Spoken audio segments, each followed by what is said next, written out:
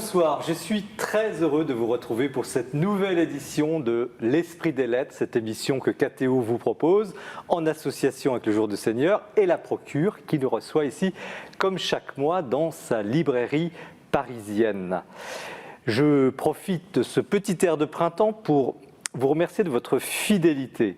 Elle ne sera pas déçue ce soir, encore une fois, parce que nous avons 3 livres extrêmement différents, mais dont le point commun est d'avoir été écrits par des personnalités, et je dirais même de fortes personnalités, des gens qui ont démontré, qui démontrent dans leur vie une véritable indépendance, une véritable liberté intellectuelle et spirituelle très stimulante. Véronique Lévy, bonsoir. Bonsoir. Alors, vous êtes artiste, écrivain. Vous êtes la sœur d'un illustre personnage, je suis obligé de le dire, connu, BHL, comme on dit, Bernard-Henri Lévy, philosophe. Mais surtout, vous êtes Véronique Lévy et vous publiez au Cerf un ouvrage intitulé « Montre-moi ton visage », qui est quasiment l'incroyable récit de votre conversion au catholicisme, alors que vous êtes née juive. Donc c'est un livre poignant, bouleversant, intrigant à la fois, puisqu'il s'agit d'une relation très particulière entre vous et le Christ. Rémi Braque, bonsoir. Bonsoir. Rebonsoir, d'une certaine manière. Vous êtes déjà venu sur ce plateau et vous êtes philosophe, hein, vous êtes enseignant, vous êtes professeur émérite à la Sorbonne, à l'université de Munich, et vous présentez chez Gallimard le 3e volume d'une trilogie qui est un peu l'œuvre de votre vie, où à travers l'histoire de la pensée, de la philosophie, à travers la littérature, vous essayez de saisir au fond la quête de l'homme. Alors il y a eu la quête de l'homme face au monde, la quête de l'homme face à Dieu, et maintenant dans cet ouvrage, Le règne de l'homme, genèse et échec du projet moderne, donc l'esprit de la cité chez Gallimard, c'est la quête de l'homme face à lui-même, cette espèce d'ambition extraordinaire de l'homme moderne. Alors c'est époustouflant de culture, mais c'est une épopée au fond de la modernité qu'il faut lire quand on veut saisir un peu les tréfonds de la société actuelle. Jacqueline Kellen, bonsoir. Bonsoir. Alors vous êtes agrégée de lettres classiques, ancienne journaliste à France Culture. Vous êtes donc écrivain dans le sens où c'est quasiment votre 30e ouvrage, ou oui. Voilà, peut-être un peu plus. Toujours rédigé autour de la question de la quête spirituelle, sur la question mystique, les grands mythes. Mais vous êtes quand même un peu inclassable. Et ce livre, soit Comme un roi dans ton cœur, très très joli titre, est au fait un ouvrage assez décapant où, avec la complicité de Anne Ducrot, notre consoeur, donc, qui vous interviewe, vous permet en tout cas de livrer une synthèse de votre quête, où apparaît finalement toute votre singularité, à la fois séduisante mais questionnante. Donc voyez-vous, 3 livres très très différents, très riches, qui vont animer le débat, cette rencontre avec nos auteurs et avec vous ce soir. Et comme chaque mois, nous commençons avec notre rendez-vous d'actualité sur les livres sortis ce mois-ci que nous présente François Maillot.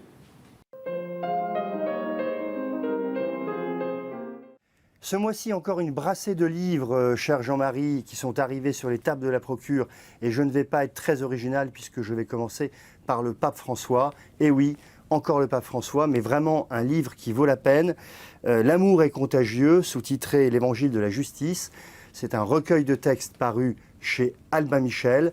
Recueil de textes de différentes natures, des discours, des homélies, des méditations du matin, autour de ce thème de la justice, autour de cette attention aux pauvres qui est tellement importante chez le pape François et dans sa pensée, et évidemment avec ce thème de la miséricorde que nous allons vivre pendant cette année de la miséricorde.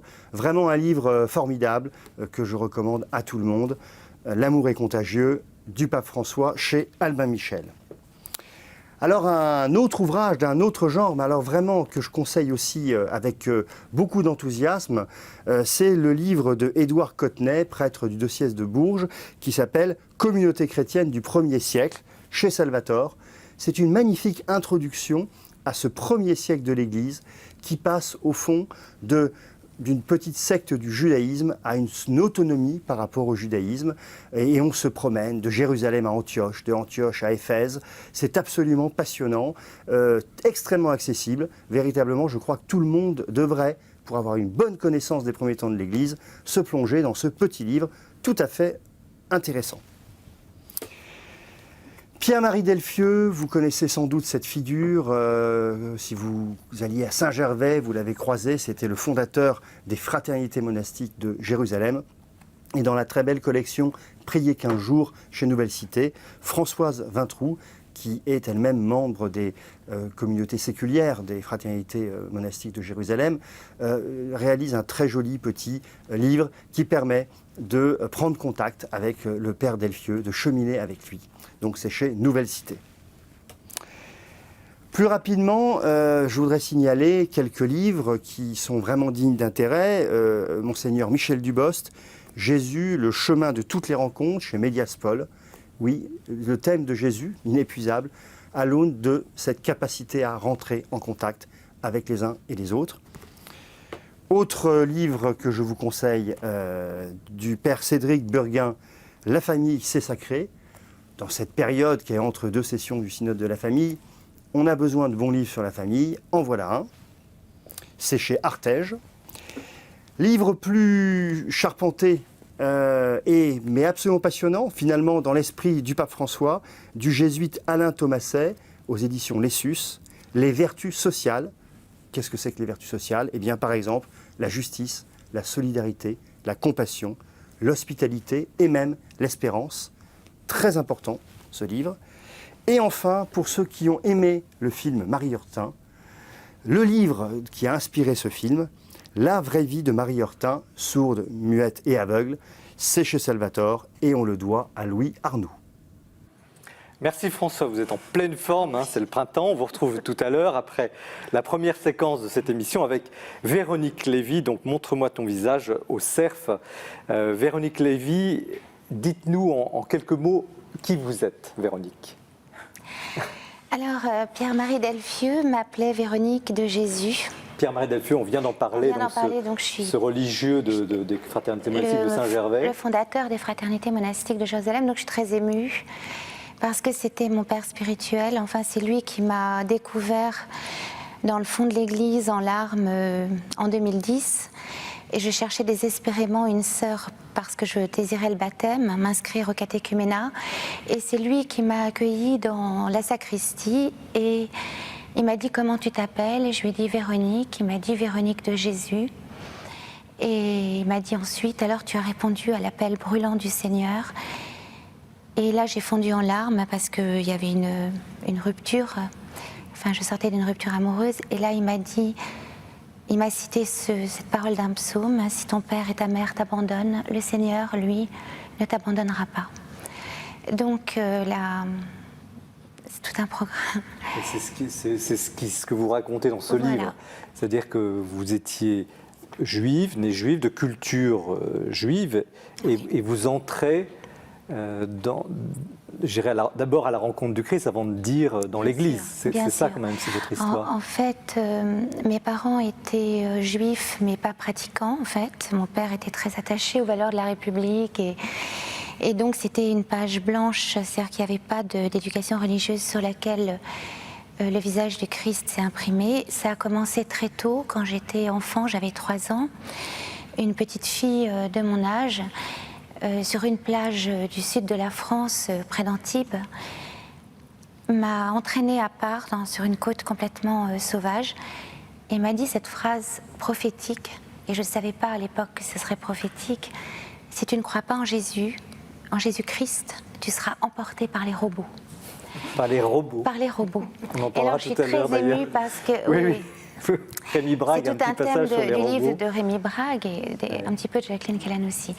Et donc très vite, le Christ s'est situé comme le sauveur de l'humanité face aux robots qui, je l'ai découvert plus tard, c'était l'homme sérialisé, l'homme anonyme, l'homme interchangeable, le XX d'une enquête statistique ou le XY si on est un homme. Mais à l'époque, enfant, je ne le savais pas, j'avais simplement peur de ces monstres d'acier qui allaient me dévorer, toute crue. Et donc, elle m'a appris Notre Père et le Je vous salue Marie. Et je me suis accrochée au fil de ses prières comme un cordon ombilical qui me reliait à Marie et au cœur de miséricorde du Christ, parce que très vite j'ai perçu le Christ comme la miséricorde même, l'amour même. Et dès l'enfance, vous aviez ressenti cela? Oui, parce qu'elle m'en a parlé. Elle m'a dit qu'il était mort pour nous sauver, qu'il avait pris tous nos péchés sur lui et que c'était un amour plus fort que la mort. Et c'est ce que j'ai retenu. Et elle m'a offert un crucifix quelques jours après. Et je contemplais ce crucifix que j'ai caché dans ma boîte à bijoux de petite fille, dans ma boîte à trésors. Et je regardais cet homme de douleur aux bras grands ouverts. Et pour moi, c'était l'amour qui s'offre, l'amour qui se donne inconditionnellement sur la croix. Et très vite, j'ai senti son regard sur moi. Et donc, le premier acte de foi, c'était de ramasser les fourmis, les abeilles, les scarabées qui gigotaient les pattes en l'air. Je les remettais, je les sauvais. Et je disais à Jésus, tu vois, je t'offre leur vie sauvée. Et c'était une façon pour moi de réparer le mal que je percevais déjà enfant et d'aller vers la vie, de lui offrir la vie dont il était le maître absolu. Et entre cet émerveillement et puis votre baptême, il y a une vie complexe, hachée, qui d'ailleurs fait toute la première partie du livre, qui est effectivement poignant, parce que vous racontez votre vie parisienne, au fond, vous dites que vous sortiez, vous avez une vie d'artiste, au fond, c'était pas évident quand même. Une vie de patachon même. Je n'oserais pas le dire. Mais... En fait, ça a commencé, ce que j'ai voulu dire, enfin ce que j'ai dit dans ce livre, c'était une action de grâce pour me rendre compte de tout. Enfin, je me suis rendu compte au fil des mots et de ce cheminement, enfin, que j'ai suivi les pas du Christ et qu'en fait, il a, dès l'enfance, par cet enfant, je l'appelle la petite jardinière du Seigneur, elle a planté la graine de Sénévé. La graine, elle m'a parlé de lui pour la première fois, il s'est présenté à travers cet enfant. Et ensuite, j'ai fait mémoire dans ce livre, enfin faire mémoire, c'était une mémoire vive de tous ces moments où il est venu me rencontrer. Et il y a eu aussi les dérives, et toutes les blessures, toutes les dérives, toutes les rencontres, toutes les épreuves ont été aussi des lieux où il a pu venir me toucher, en fait. Est-ce que vous avez résisté au sens intellectuel, spirituel, où vous ne vouliez pas de cette attraction? Non, je n'ai pas résisté. En fait, enfant, j'ai dit oui et je partais sur mon matelas pneumatique et je voulais aller. Je pensais que Jésus était au-delà de la ligne d'horizon, alors je voulais aller toujours plus loin. Très vite, j'ai compris qu'il était aussi au fond de notre cœur. Mais ensuite, il y a eu l'adolescence, effectivement, avec le... Bon, alors il y a eu déjà des tas de petits clins d'œil de Dieu. Ma nounou s'appelait Incarnation. Donc je dirais que le saut a été apposé dès l'enfance. Et puis, c'est pas que je l'ai refusé, mais c'est que il y a eu des dérives. Et donc, il y a eu l'adolescence qui a été très difficile. Et puis, les deuils, des deuils. Vous le racontez magnifiquement. Mais est-ce que le fait d'être née juive a été un obstacle à ce passage ou à cet accomplissement plutôt, parce que vous le vivez comme un accomplissement? Oui, alors c'est vrai que comme il n'y avait pas d'éducation religieuse, mais mon père me soulevait en me disant n'oublie pas que tu es une princesse. Et moi je ne comprenais pas très bien. Et il me disait tu viens d'une des 12 tribus, une tribu qui est sacerdotale. Et plus tard au catéchuménat, j'ai découvert que c'était la seule tribu qui n'avait aucune terre en territoire d'Israël. Donc pour moi c'était important, l'Éternel dit ta seule tribu sera l'Éternel. Donc Lévi, on parle. Lévi, donc j'ai compris très vite, ça s'est tout à fait harmonisé. Ça a coïncidé avec pour moi ce qu'est la terre promise, c'est-à-dire que ça n'est pas un lieu matériel, territorial, ça n'est pas un lieu de conquête, on ne peut pas le conquérir en tout cas par la force, les armes ou même la volonté, mais c'est le lieu du dessaisissement dans l'amour en fait. C'est le lieu où on peut rencontrer Dieu, si on peut parler comme ça, dans la prière, dans l'adoration, dans l'amour aussi, dans la rencontre avec l'autre. Et c'est ce lieu d'accueil absolu où on se dessaisit de soi pour accueillir plus grand que soi. Est-ce que cela, vous pouvez le dire avec autant de liberté, de simplicité, à des amis qui d'une autre religion, en tout cas Oui. de confession juive. Alors en fait, c'est vrai que Est-ce que vous êtes comprise? Est-ce que vous êtes rejetée? Est-ce que vous êtes... je l'ai dit à mon frère aîné et il a compris. Donc votre frère aîné, c'est... Enfin, mon frère aîné, je veux dire, c'est pas qu'il a, je ne sais pas s'il a Bernard- compris, mais Bernard il m'a Henri. pas, il n'a pas réagi. Enfin, Mais il m'a pas. Dans votre entourage, est-ce que vous Je ne suscitez... fréquente surtout que des chrétiens, enfin, que des. Donc vous avez rompu avec un milieu? Non, je n'ai pas rompu parce qu'en fait, mon père étant très laïque, j'avais des amis de toutes les religions et étrangement, plutôt des gens qui étaient plus athées en fait. Mes amis étaient des gens vraiment plutôt athées, donc j'ai évolué dans un milieu de gens en quête, mais qui n'appartenaient pas à une religion spécifique en fait. Comment vous vivez aujourd'hui après cet événement qui vous est arrivé, que vous racontez encore une fois dans le livre? Vous passez votre journée à prier, enfin, comment vous... Alors le travail de l'écriture, bien sûr, et je m'occupe de personnes handicapées, mais ça, bon, je leur laisse. Et effectivement, la prière qui est pour moi la source, qui est je dirais le lien amoureux, le lieu de la rencontre. Et vous Avec priez, vous priez beaucoup, comme une moniale en quelque sorte? Vous êtes vraiment en oui, prière? je vais à la messe tous les soirs à l'église Saint-Gervais. Et puis j'essaye d'aller à l'adoration, de me mettre en présence du Seigneur au moins 1 heure par jour. Et comment êtes-vous arrivé à apprendre... Mais dans le métro, parfois, dans des actes quotidiens, enfin, même quand je rencontre des gens dans un café, je pense que l'important, c'est d'être relié à lui, à cet amour infini, mais on n'est pas... C'est important d'être en église, mais aussi, on peut l'être aussi dans la rue, dans... Et comment êtes-vous arrivé à écrire une histoire aussi intime, en tout cas telle que vous l'écrivez, aussi forte? Parce qu'une chose est de vivre la chose, autre chose est de coucher, de l'écrire, de la publier. En fait, il y a dans ce livre, c'est un tissage où il y a un tissage de trois, je dirais, comment dire,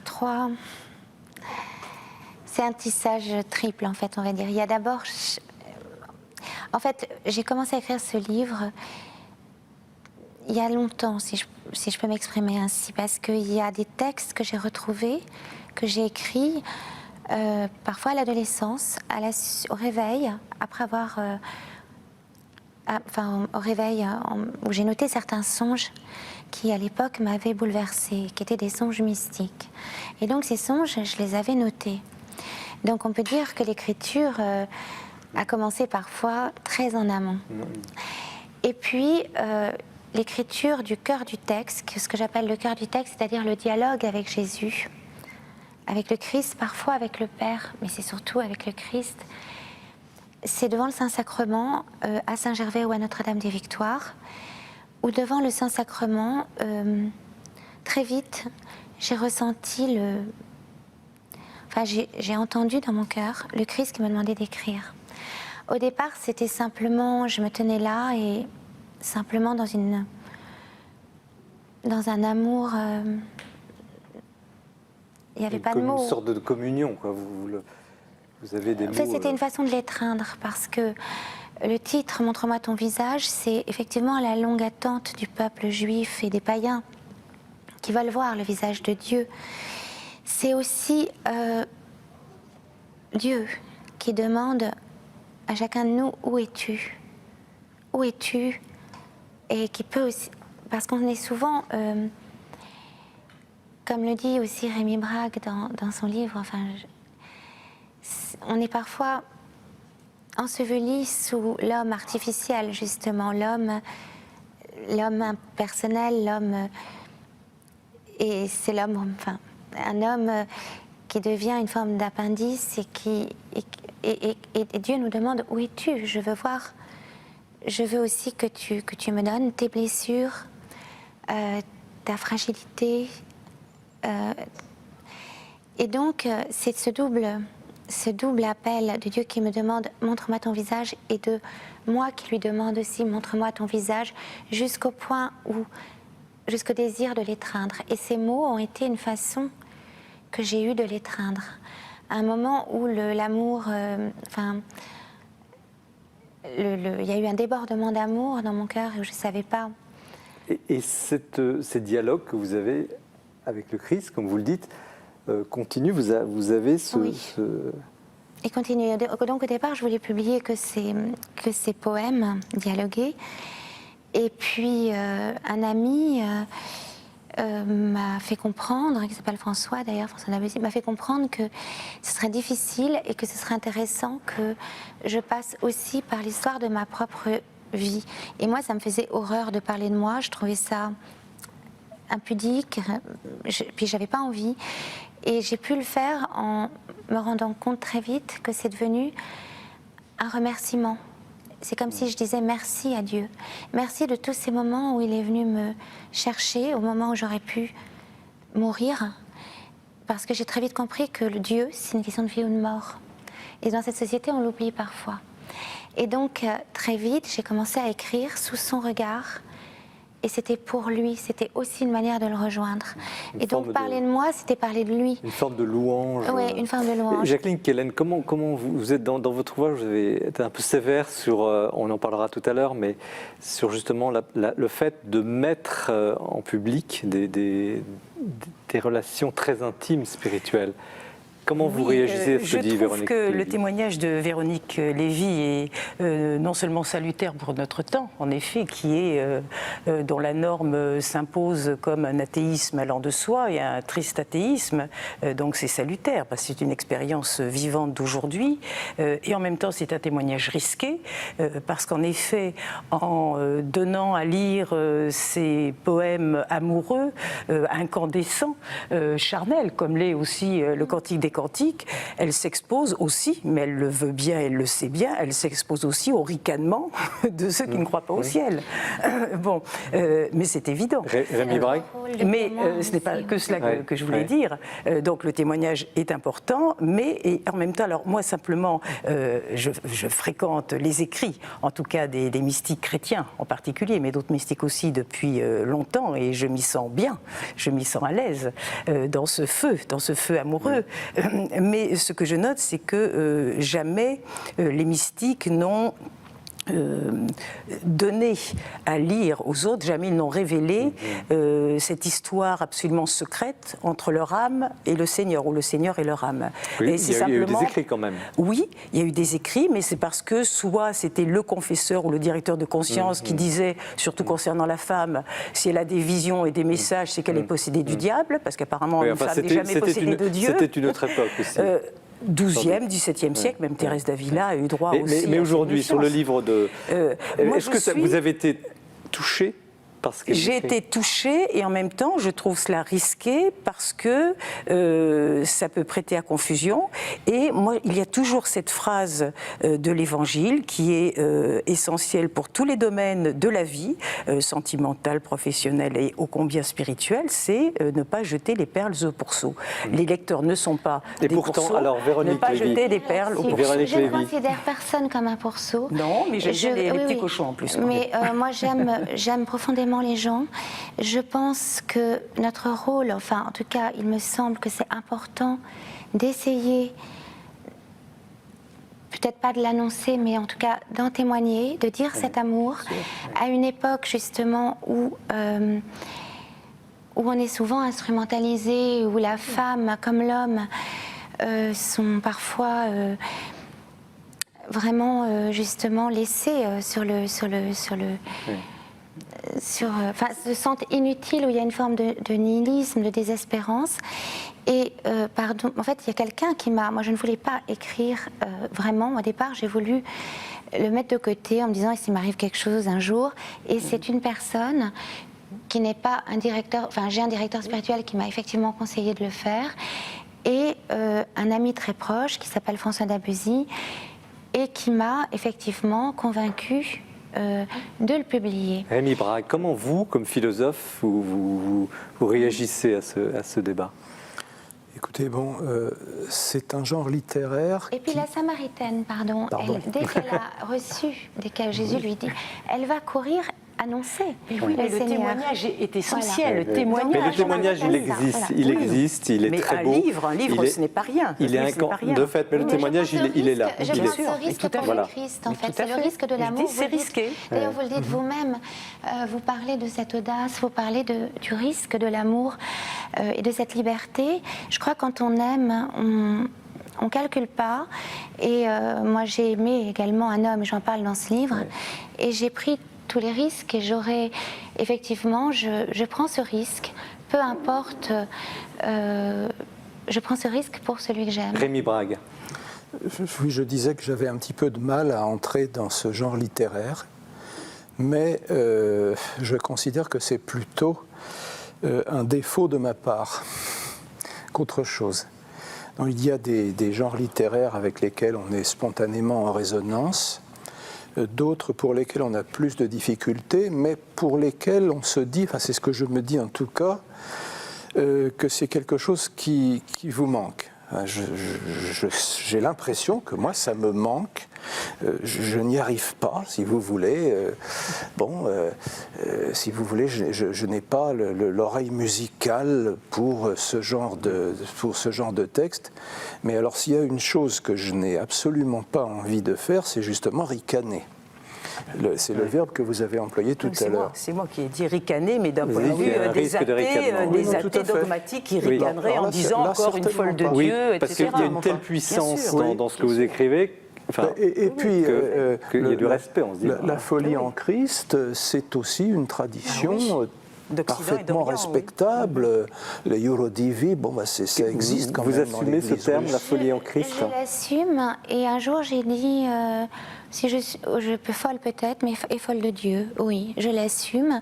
Et puis j'aime bien aussi qui regarde vers lui resplendirait, c'est-à-dire que si on prend, il arrive parfois, comme disent un peu des gens athées, effectivement, un peu illuminés. Eh bien, je leur dis, ben oui, il est la lumière et la vie, si on regarde. Après, moi j'écris avec mes mots de femme. Je suis écrivain, parce que j'avais déjà écrit un recueil de poèmes. Donc ma façon d'écrire, c'est aussi la poésie. Pour moi, c'est quelque chose de très incarné. Les psaumes, d'ailleurs, dans la tradition juive, il y a ces psaumes où l'écrivain, le roi David, s'adresse directement. Mais aussi. Jacqueline Kellen, il y a une chose peut-être sur laquelle vous pourriez retrouver Véronique Lévy, quand vous donnez corps aux songes, aux rêves. Or, c'est une nourriture, une inspiration. Oui. Ça ne vous touche pas ?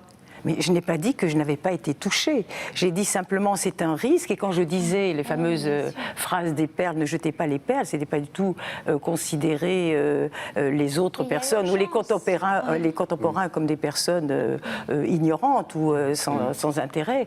C'est le fait, donc ça c'est une question intérieure, personnelle, c'est le fait de profaner le trésor confié. Et il me semble que ce qui nous arrive intimement... Oui, j'entends bien ce que vous dites, mais je vais poser aussi la question à Rémi Brague. Est-ce qu'il n'y a pas dans ce livre une modernité extraordinaire, un culot, si vous permettez, où vous osez mettre, au fond, le mystère divin sur la place publique, dans un monde qui n'en veut plus? Moi, je pense que les gens ont soif. J'en ai côtoyé des paumés dans ce bar de la Bastille dont je parle, des gens, des noctambules, des gens qui buvaient. Et quand on cherche, il y a une soif en eux. Et donc, moi, je ne considère pas les gens comme des pourceaux. Et je pense que, justement, croire au Christ, c'est savoir sauver... je ne sais plus quel prêtre disait, en parlant de femmes qu'il avait vues dans des prisons, c'est des diamants tombés dans la boue. La boue, c'est les prisons, bien sûr. Et donc, moi, j'essaie de voir dans chaque personne la beauté qu'il peut y avoir en elle, qu'il soit athée, bouddhiste, juif, musulman, et puis même...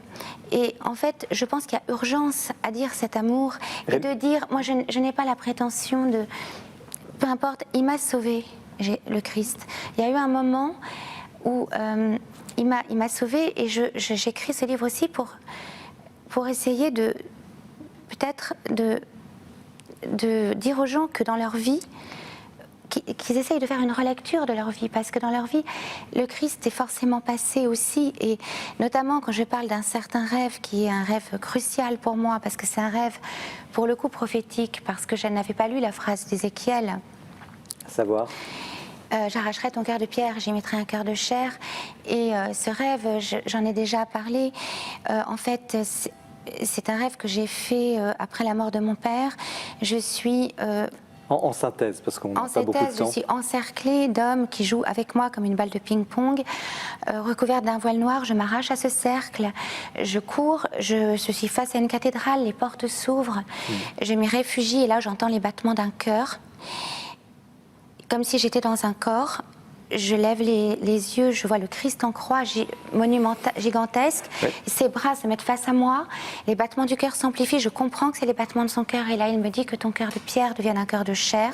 Et je me réveille dans une sensation Alors, d'amour. Rémi Brague, une dernière question, Voilà. parce qu'on va continuer évidemment ce débat. Est-ce que ce livre répond au vide, peut répondre au vide de l'homme moderne? Est-ce que ce style, quand même très, très fort, Écoutez, je commencerai justement par citer, par faire allusion à un autre passage du même prophète Ézéchiel, tout simplement parce que je le rumine depuis quelques mois, je l'ai redécouvert et j'en fais un petit peu une sorte de devise, si je puis dire, de la manière dont nous devons prendre la parole. C'est la comparaison avec le veilleur qui se fait dire par Dieu, enfin le prophète raconte ça, si la ville est prise sans que tu aies averti les gens de l'approche de l'ennemi, ça va barder pour ton matricule. Si en revanche la ville est prise après que tu les aies avertis, bon bah voilà, c'est leur affaire, hein, c'est à eux de se débrouiller. Et bon, il applique ça bien entendu, si les gens meurent dans leur péché sans que tu les aies prévenus, tu en seras responsable toi aussi. Bon, alors laissons peut-être de côté l'idée de péché qui est un petit peu difficile à faire passer de nos jours, même si elle est tout à fait pertinente. Oui, bon, je crois que c'est un peu la tâche, le devoir que nous avons de dire chacun en son style. Moi, je serais incapable d'écrire dans le style de Véronique Lévy. Et j'aurais un petit peu de mal aussi à écrire dans le vôtre, Jacqueline. Mais bon, je considère que c'est plutôt à mettre à mon débit, que je ne sois pas capable d'écrire comme ça. Alors j'essaye d'écriire dans le langage de l'universitaire. Mais il y a quelque chose de prophétique, une réponse peut-être à des questions.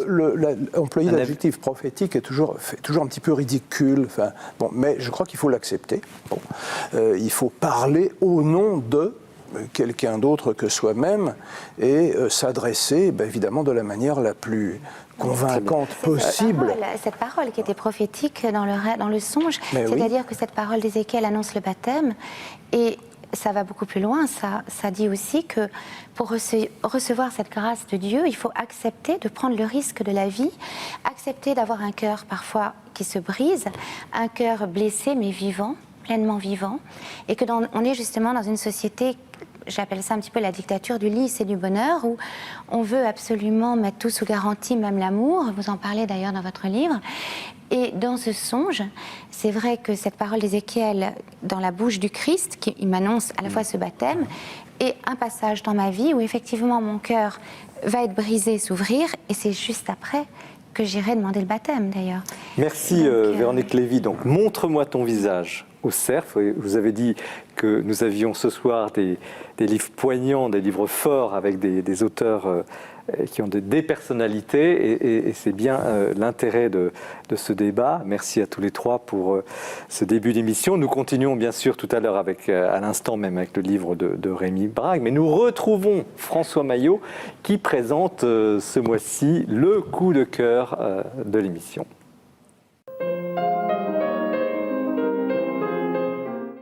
Voici un livre absolument passionnant, sans doute un des essais les plus stimulants que j'ai pu lire ces derniers mois, voire ces dernières années, sur le catholicisme. Il s'agit d'un livre publié chez DDB qui s'appelle « Le catholicisme évangélique », traduit de l'américain, et qu'on doit à George Weigel. Alors peut-être connaissez-vous George Weigel ou pas. En quelques mots, George Weigel est américain, c'est un théologien et un politologue américain. on va dire dans la mouvance conservatrice plutôt, autour par exemple de la revue mensuelle First Things. Et puis c'est quelqu'un qu'on connaît en France pour avoir écrit une des biographies de référence de Jean-Paul II, un livre de défense de Benoît XVI par exemple.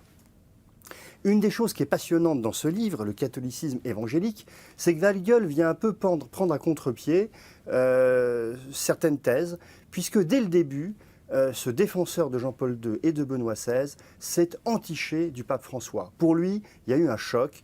Cet homme était véritablement le pape qu'il fallait pour ce nouveau catholicisme évangélique. Et donc on voit bien qu'on peut aimer Jean-Paul II et Benoît XVI et aimer le pape François. Alors, qu'est-ce que c'est qu'au fond ce catholicisme évangélique? Eh bien, c'est au fond de dire au monde, sans souci apologétique précis, mais avec force, affirmer au monde la vérité de l'Évangile. Voilà ce que proclame et ce que veut Weigel pour le catholicisme d'aujourd'hui. On peut dire aussi, et c'est très important, que ce catholicisme évangélique est avant tout christocentrique. Il est centré autour de la personne du Christ. C'est ça l'essentiel. Et il y a véritablement, chez Weigel, cette réflexion qui se décline sur beaucoup de thèmes, et par exemple sur celui de la liturgie, où Weigel dit des choses passionnantes. Notamment, il préconise que la messe soit célébrée ad orientem, c'est-à-dire tout le monde tourné vers le Seigneur, comme certains l'ont aussi préconisé. Alors, il y a aussi toute une réflexion très passionnante chez Weigel autour de la réforme de l'Église. Et on retrouve vraiment les intuitions profondes du pape François. Et Weigel n'y va pas par quatre chemins, notamment, par exemple, en préconisant beaucoup plus de discernement dans le choix des évêques. Eh oui, messieurs les évêques, il faut lire Weigel. Il n'est pas toujours tendre, mais je crois qu'il y a une bienveillance et surtout une volonté de mettre des pasteurs au poste de direction de l'Église. Donc, on a véritablement un livre absolument passionnant qui est porté à la fois par des analyses très intelligentes et une force de conviction. Au fond, Weigel nous réveille en nous disant tous, chacun à notre place, nous n'avons qu'une chose à faire, c'est vivre à fond l'Évangile. Merci François, décidément très stimulant ce soir. Alors, nous continuons ce débat que je vous avais annoncé passionnant. Merci de bien rester à l'écoute avec nous. Nous avons maintenant le livre de Rémi Brague, donc Le règne de l'homme, genèse et échec du projet moderne dans la collection L'Esprit de la Cité chez Gallimard. Rémi Brague, philosophe de profession, universitaire. Quand même un petit mot sur vous, parce que, bon, on va parler du livre, bien sûr. Ça n'a aucun intérêt. Mais si, c'est un intérêt, on a envie de savoir qui vous êtes. Vous avez été enseignant toute votre vie. Ah oui, tout à fait. Une vie totalement sans intérêt pour qui que ce Sauf soit. pour ceux qui nous regardent. Et ma famille, bon. Et vous êtes... Carrière d'universitaire, plate. Oui, vous êtes modeste.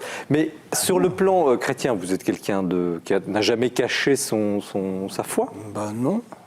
Mais c'est pas toujours commun dans le monde universitaire français. C'est pas une maladie honteuse. Ben, j'espère pas. Comment vous l'avez vécu, ça? Écoutez, j'ai l'impression que j'étais à peu près respecté par mes collègues, de même que je les respectais. Bon, ils savaient ce que je pensais, ça leur plaît.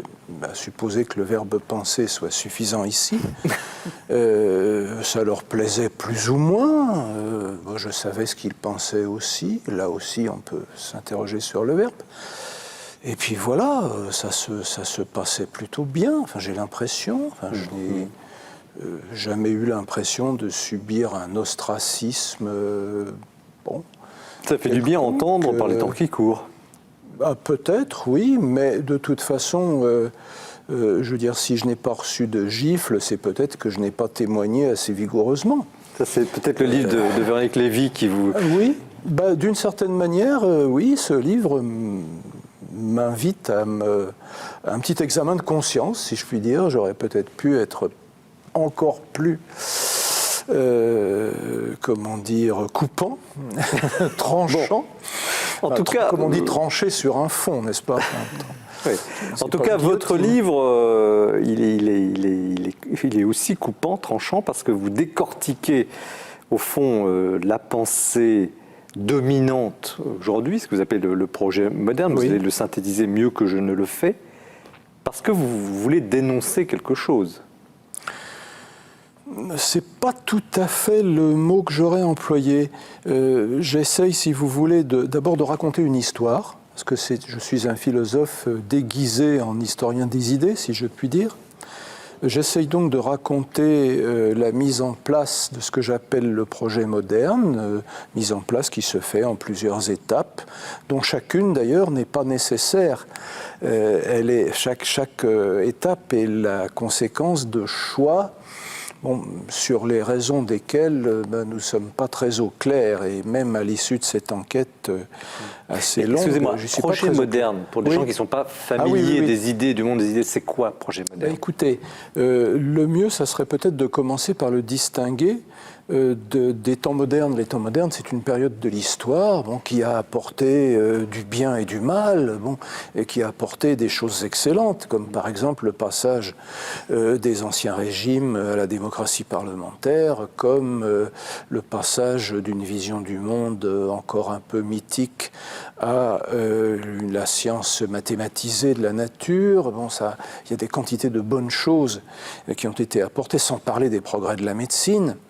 Mais ce que j'appelle le projet moderne, alors, c'est justement le fait de se dire qu'à partir de dorénavant et de désormais, nous sommes modernes. Alors que moderne, c'est quoi être moderne?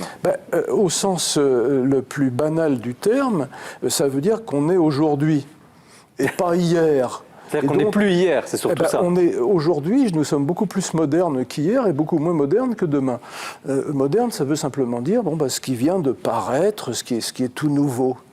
Mais, alors justement, il y a une époque de l'histoire qui a commencé, disons, au XVIe siècle, à partir de laquelle certains ont dit, maintenant, on va être d'une certaine manière définitivement moderne. On va passer à un autre régime. On va introduire une rupture dans la tunique sans couture de l'histoire. Et on n'est plus ce qu'il y avait avant, ce pourquoi on a fabriqué la poubelle historique qu'on appelle le Moyen-Âge, ce qui fait que maintenant encore, il y a des gens qui disent « Oh là là, enfin nous ne sommes plus au Moyen-Âge ».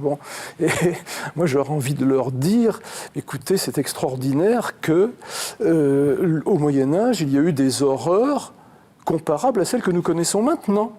Il faudrait retourner comme ça la perspective. Alors le projet moderne, c'est ça, c'est cette idée d'un arrachement, non seulement par rapport au passé, mais par rapport à tous les points de référence, par rapport auxquels l'homme avait tenté jusqu'à présent de comprendre et de vivre sa propre humanité. Alors ces points de référence, essentiellement, c'est quoi? Eh bien, se coupe de quoi? Aux surprises, le troisième volume de cette trilogie, puisque c'est le troisième volume d'une trilogie, se replace dans le droit fil des deux premiers, qui étudiaient successivement le point d'ancrage cosmologique et le point d'ancrage cosmologique, ça veut théologique. dire quoi? Cosmologique, ça veut dire que l'homme imaginait qu'il lui fallait soit imiter le bel ordre du monde, et en particulier la manière dont ça tourne très rond au sens propre dans les allures célestes, enfin les corps célestes, qui décrivent des courbes, des sphères parfaites, des cercles parfaits. Ou alors on considérait que l'existence de ce bel ordre, en grec bel ordre ça se dit cosmos, on a gardé le même mot, était en tout cas une garantie d'une possible coïncidence de ce qui est et de ce qui doit être, ou si vous préférez, de l'être et du bien. Donc ce que nous avons à faire, nous, dans nos pauvres vies sublunaires, qui essayons de ne pas faire trop de bêtises, eh bien on en a le modèle là, dans le ciel, ou dans le ciel physique. On recherche une harmonie, finalement. Exactement, oui, c'est ça. Alors ensuite, la deuxième étape théologique. La deuxième étape, c'est l'étape théologique. C'est le livre que j'ai appelé La loi de Dieu. C'est l'idée suivant laquelle l'homme puise les ressources et les modèles de son humanité dans des commandements divins. Alors des commandements qui peuvent être consignés dans un livre, qui peuvent être inscrits dans la conscience, mais qui de toute façon sont d'origine divine. Exit la théologie et aujourd'hui donc... Alors justement, avec ce que j'appelle le projet moderne, eh bien l'homme essaye de se définir lui-même et puis de vivre de la manière la plus humaine possible, sans loucher vers le cosmos, sans non plus loucher vers les commandements divins. Sauf que ça se termine quand même plutôt mal, parce que ce livre démontre justement, et vous avez un chapitre qui s'appelle l'échec, enfin la dernière partie, ça se termine très mal. Mon sous-titre est assez culotté, Genèse et échec du projet moderne, échec au singulier, pas les ratés comme dans un moteur, mais le fait que effectivement, ça se termine mal. Et nous y sommes. Nous y sommes. On peut avoir l'impression que ça peut continuer sur sa lancée comme ça, mais ce que j'essaye de montrer, c'est que nous n'avons plus de raison de dire que c'est bien d'être un homme. Nous pouvons produire, un homme, je veux dire un être humain, n'est-ce pas ? Nous pouvons produire des biens, et pas seulement des biens matériels, mais également des biens sociaux, des biens culturels, mais nous sommes incapables de dire s'il est vraiment bien qu'il existe des hommes. On n'a plus de raison. Une sorte de doute fondamental, d'absurdité, on arrive à l'absurde. Doute parfaitement térébrant et qui resterait purement intellectuel s'il n'avait des conséquences extraordinairement concrètes.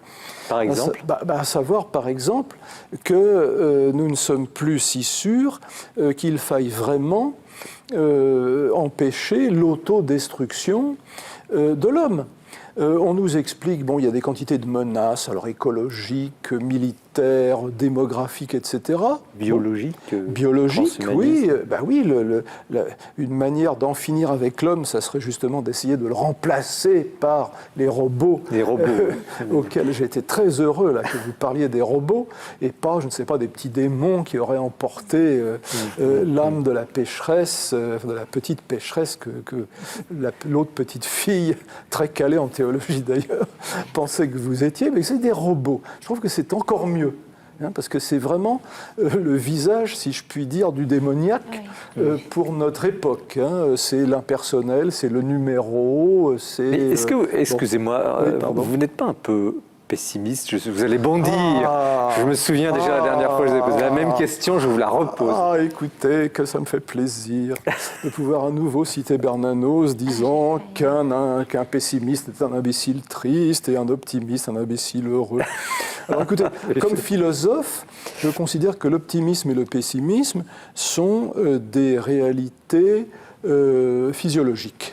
Si vous avez une mauvaise digestion, vous êtes pessimiste. Si vous avez une bonne digestion, on disait des humeurs dans la médecine ancienne, vous allez être optimiste. En fait, ce que je demande comme philosophe, c'est qu'on me donne des raisons d'être optimiste.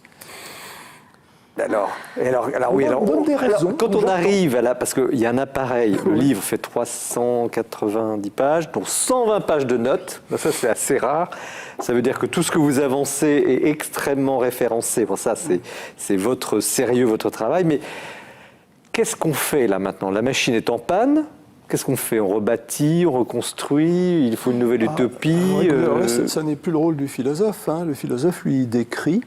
Il explique vous avez quand même quelques idées, vous avez quand même une idée. Par où faut-il recommencer ? Écoutez, mon idée, elle est d'une certaine manière odieusement et affreux-jojoïquement darwinienne. Darwinienne, oui. C'est une question de sélection naturelle, si vous voulez. S'il y a des groupes humains qui lèvent l'ancre par rapport à la transcendance, ces groupes vont disparaître. C'est tout. Dans un langage moins philosophique, des gens qui abandonneraient toute croyance en Dieu... Oui, n'auraient plus de raison de vivre. Plus de raison, ou ça s'arrêtera de soi-même, ou on ne peut pas vivre sans Dieu ? Ils n'auront plus de raison de vivre, ils n'auront surtout plus de raison de donner la vie. Parce que, comme nous sommes une espèce biologique, nous avons besoin de remplacer les générations qui s'en vont et qui font valoir leur droit à la retraite définitive par du sang frais. Et si nous n'avons pas d'autre raison de faire cela que l'instinct, bah, ça veut dire que l'avenir de l'humanité appartient aux imbéciles. Et comme philosophe, ça m'embête. J'aimerais mieux pas. Il y a quelque chose qui est très troublant dans chaque livre, il y a des moments comme ça, c'est le chapitre sur le suicide. Oui. Où vous montrez finalement qu'on arrive à cet aboutissement absurde où la vie devrait être ou se terminer par un suicide.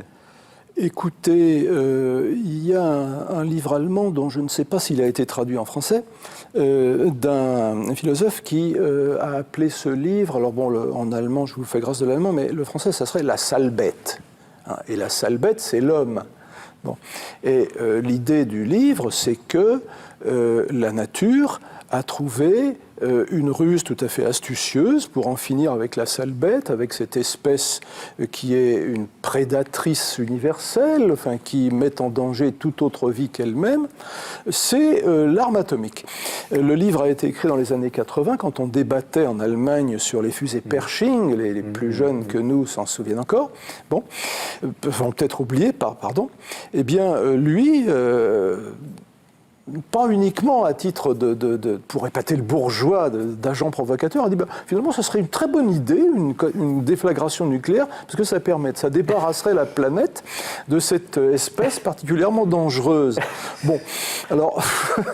Véronique Lévy, quelle réponse? Véronique Lévy, vous n'êtes pas philosophe. Non. Mais vous avez parlé dans votre livre d'une autre déflagration nucléaire qui est celle du Christ. Oui, enfin, alors comment vous réagissez à cet arrêt, cette fin de l'avenir, comme vous dites dans le livre? Moi, je dis à un moment dans le livre que l'incarnation, pour moi, c'est le Big Bang de l'amour, l'incarnation du Christ.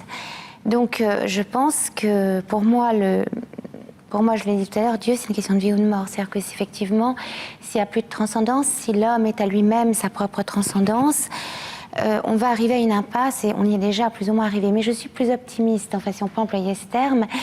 Je pense qu'il y a en l'homme un noyau dur, indéracinable, je ne sais pas si on peut dire, que l'homme cherche Dieu. Même la pire des brutes. Moi, ça m'est arrivé d'en parler avec des gens qui avaient l'air tellement éloignés de ça. Et puis, il ne faut pas leur parler de théologie, mais il faut les prendre, les rejoindre aussi là où ils sont avec leurs mots. Comme quand je dis dans le livre, je me shoote à toi, Seigneur, sous perfusion eucharistique, c'est un mot, ça peut paraître...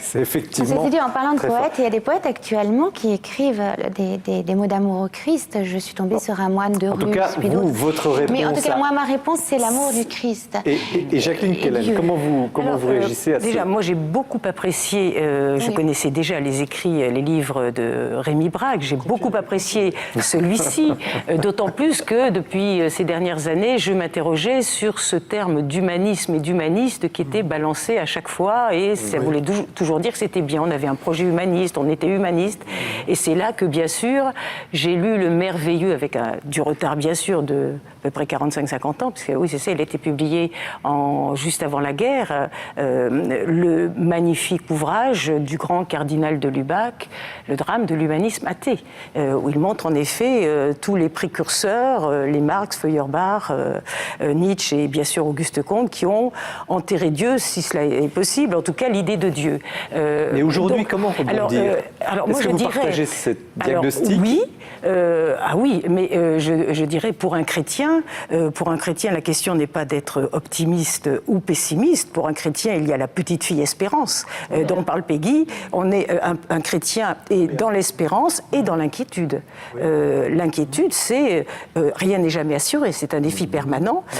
Donc il s'agit en effet d'aider Dieu ou de transformer justement, enfin d'œuvrer pour. Moi j'aime beaucoup cette expression qui n'est plus employée, pour l'honneur de Dieu, qui est la bannière des chevaliers spirituels. Et je pense que l'honneur de Dieu a besoin d'être en effet ravivé, ou du moins cette bannière a besoin d'être redressée, et sa parole proclamée. Mais ce qui est inquiétant, c'est en effet cette passivité sous prétexte de progrès. Tous les mots magiques qu'on entend, le progrès, la sécurité, le bonheur et autres mots magiques absolument dérisoires, qui ne recouvrent rien, sauf du vide ou de l'illusoire, pour la rêverie de l'humain, eh bien ça doit être en effet non pas combattu, mais montrer qu'on va à notre perte. En effet, Alors, il faut Rémi vraiment... Braque, il y a un moment donné, vous parlez, je trouvais que c'est peut-être une des clés de voûte, je ne sais pas, la renonciation à l'amour. Oui, vous l'avez écrit. Oui. Renonciation à l'amour, je me suis dit, est-ce que ce n'est pas un des gros problèmes? Est-ce que finalement l'homme moderne n'a pas abandonné la foi, la capacité, l'espérance même dans la notion d'amour? Alors l'amour de l'autre, l'amour de Dieu. Il a développé surtout son énorme égocentrisme et son arrogance et sa volonté de puissance, c'est surtout ça. Ouais. Oui. Véronique Lévy, la renonciation à l'amour? Moi, je dirais pas ça. Je dirais pas que les gens ont renoncé à l'amour. Je dirais que certaines personnes, donnent cet exemple, mais qu'il y a plein de gens qui souffrent de ça et qui en sont victimes et qui se battent pour ne pas renoncer à l'amour. Et d'ailleurs, c'est le drame qu'il y a aujourd'hui de certains même extrémismes parfois, de jeunes qui, à mon avis, en ont marre qui cherchent justement et qui se trompent malheureusement dans des choix parfois suicidaires. Mais je pense que c'est un système qui propose cette renonciation à l'amour de manière voilée, mais que la plupart des gens que je croise en tout cas, et qui sont, comme le pape François les appelle, à la périphérie, eux n'ont jamais renoncé à l'amour. Et des filles qu'on croise parfois la seule chose que les gens cherchent, c'est l'amour. Et quand ils cherchent le pouvoir, c'est parce qu'ils veulent l'amour et qu'ils pensent qu'avec le pouvoir, c'est l'amour. Et ils en ont même pas conscience forcément. Après, il y a les affreux Jojo. Vous avez cité, j'ai beaucoup aimé vos citations de Sade notamment, et de plein d'autres. Je cite Sade une fois, Oui, et je l'emprunte d'ailleurs à mon ami Fabrice Adjadj. C'est une phrase tout à fait remarquable, dans laquelle un personnage dit c'est quand même l'homme est quelque chose d'extraordinaire.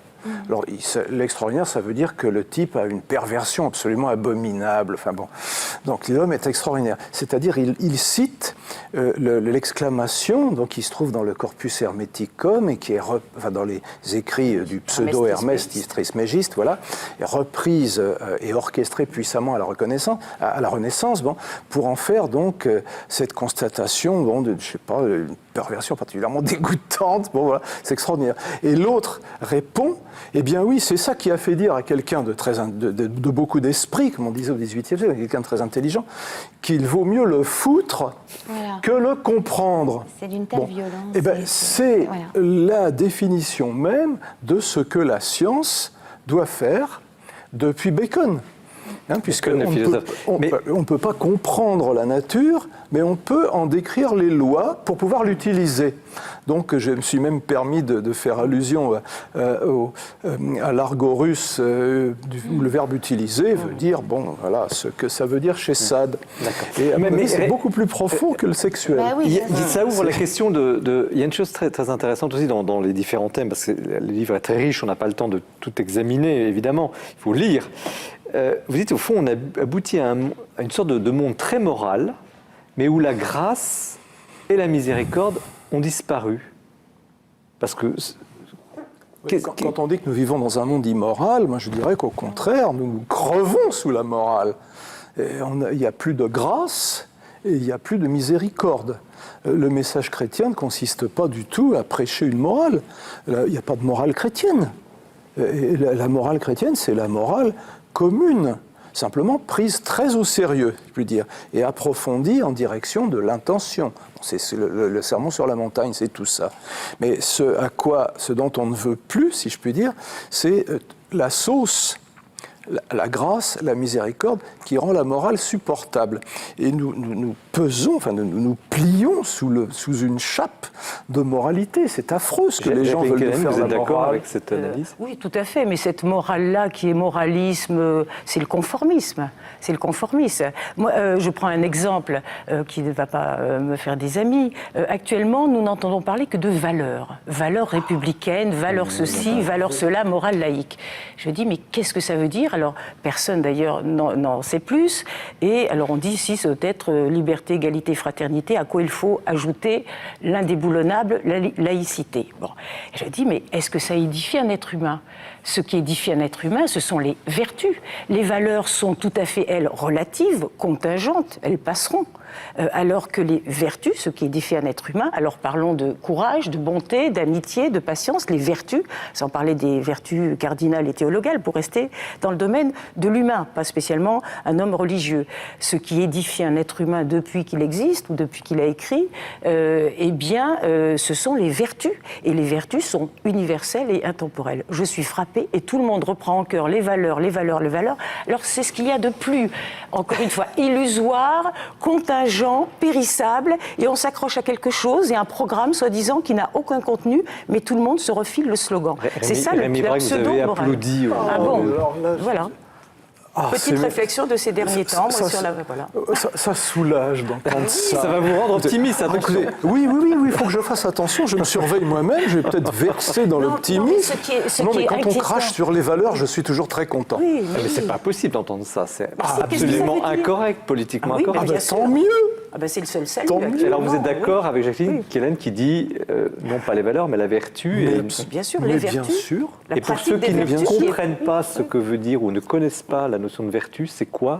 Eh ben, Qu'ils écoutez, lisent Platon. Oui, mais tout le monde veut la Platon. ou tout simplement Traduisez, s'il vous plaît. qu'il fasse attention au sens du mot vertu lorsque l'on parle de la vertu dormitive de l'opium, ou plus sérieusement, ça c'est dans Molière, hein, de la vertu des plantes, c'est-à-dire la force qu'elles ont en L'énergie.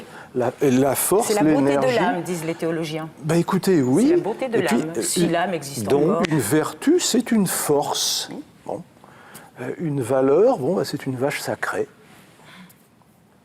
Et cette Qui force, peut devenir C'est une pas sacrée sympathique, vache, oui, d'ailleurs. c'est pas sympathique pour la vache. c'est intéressant.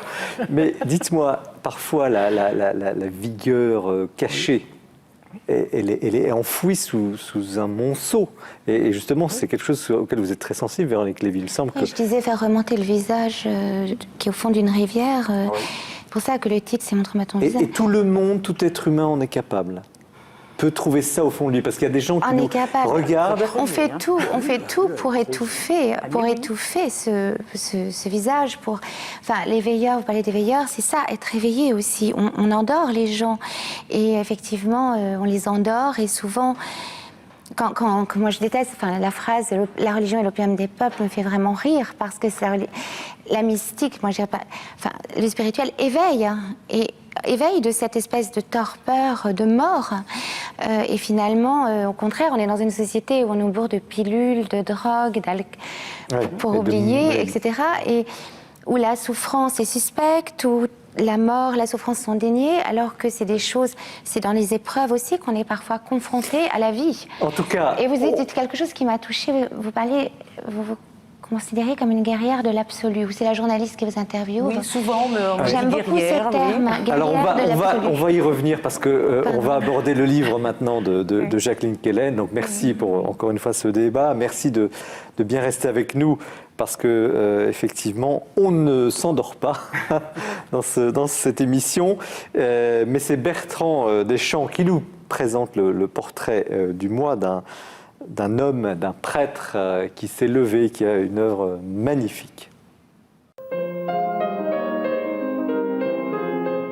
C'est un petit volume aux couleurs de la terre, paru ces jours-ci aux éditions Bayard, qui m'a donné l'envie, 3 ans après sa mort, de faire du Père Sérac notre auteur du mois.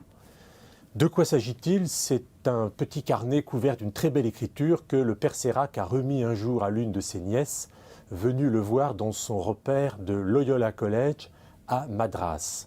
Alors on y trouve tout à la fois des notes spirituelles d'une très grande beauté sur l'amour, sur la mort, et puis aussi des choses beaucoup plus concrètes, des simples mots, même sur le fil de sa vie quotidienne entre 2006 et 2010. Et puis, Bayard a eu la très bonne idée d'y ajouter les entretiens que le Père Sérac avait accordés à Jean-Christophe Ruffin pour France Culture dans la célèbre émission À voix nue, où pendant toute une semaine, le Père Sérac était revenu sur son long parcours.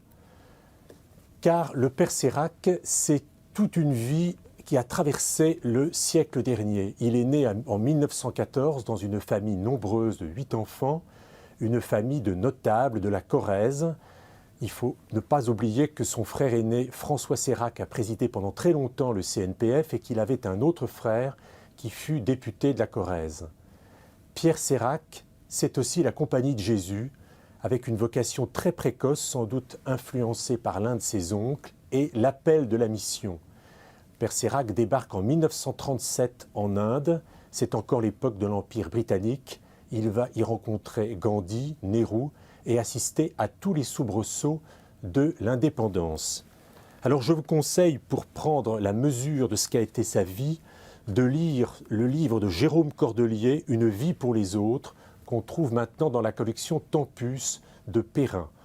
On peut y suivre l'action inlassable du Père Sérac dans ce pays qui était devenu le sien et où, se déplaçant des nuits entières par train, en voiture, à moto, il venait apaiser la misère, construire, soigner, bâtir, réformer. C'est une action absolument inlassable qu'il a déployée et qu'il expose lui-même dans le très beau film de Béatrice Limard, Père Sérac, Father India, qui est publié par Le Jour du Seigneur et qu'on peut donc acheter en DVD. Et puis enfin, il faut lire le Père Sérac dans ce petit livre aux éditions du Cerf qui s'appelle Pèlerin des frontières. On y prend là encore une fois la mesure de ce combat inlassable qui l'aura mené jusqu'à près de 100 ans. Lui qui aimait à dire « Je ne fais rien, j'aide, c'est tout », et lui qui a été marqué à vie par cette phrase qu'il a lue en entrant dans une léproserie où il a séjourné pendant longtemps « Tout ce qui n'est pas donné est perdu ». Merci Bertrand pour ce portrait effectivement très touchant du Père Sérac. Certains l'ont connu, il pleurait quand on l'interviewait, c'était quelqu'un d'extraordinaire et tous ceux qui sont partis aussi l'aider se reconnaîtront dans ce visage extraordinaire. Tout ce qui n'est pas donné est perdu. Jacqueline Kellen. Alors, sois un roi dans ton cœur, le titre de votre ouvrage, Labor et Fides, sois comme un roi dans ton cœur. Qu'est-ce que ça veut dire ? C'est un début de phrase que j'avais noté depuis longtemps et gardé dans mon cœur aussi, et qui vient de ce magnifique traité mystique écrit au 7e siècle par un certain Jean dit Climac, c'est-à-dire Jean de l'Échelle, où il passe, justement, lui, il propose une édification de l'être humain, une invitation à la vie ascétique et mystique. Et à un moment, dans un de ses degrés, il dit « Sois comme un roi dans ton cœur ». Donc, ça redresse, ça relève, et ça nous fait souvenir de notre dimension céleste, de notre origine céleste, et donc de notre devoir de noblesse, notre mission d'être un être humain, avec une conscience spirituelle. Et la phrase continue, établi sur le trône, sois un roi, comme un roi dans ton cœur, en étant établi sur le trône élevé de l'humilité. Donc nous avons les deux aspects, mais comme très souvent dans beaucoup de... Alors peut-être la morale religieuse, en effet, on insiste beaucoup sur l'humilité mal comprise, voire l'avilissement de soi, l'abjection, la mortification, etc. Et hélas, ne serait-ce que dans l'histoire de la chrétienté, beaucoup de mystiques ont montré vraiment beaucoup trop de ces souffrances, ce dolorisme, ces souffrances vraiment trop nombreuses, enfin que ces mystiques s'imposaient à eux-mêmes. Je trouvais que pour sortir aussi de cette chape du péché, de la souffrance, de la mortification et de l'autoflagellation dont les humains sont contents apparemment, c'était bien de rappeler ce qui m'est très important, réveiller justement la noblesse de l'être humain. Je pense que ça fait partie... La noblesse de l'être humain, la noblesse, oui, ça veut dire sa grandeur et sa liberté.